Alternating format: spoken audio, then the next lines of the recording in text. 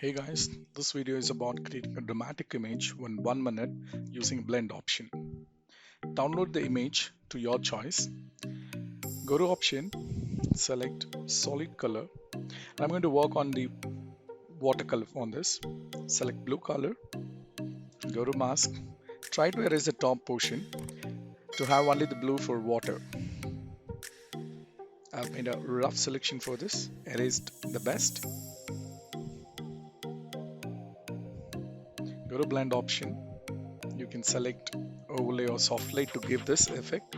So I would select overlay and try to adjust with the fill. Please be cautious, not on the opacity.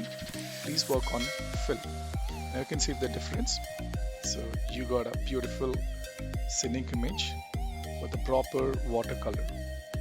So you can use this image to your requirement. Thanks for watching the video.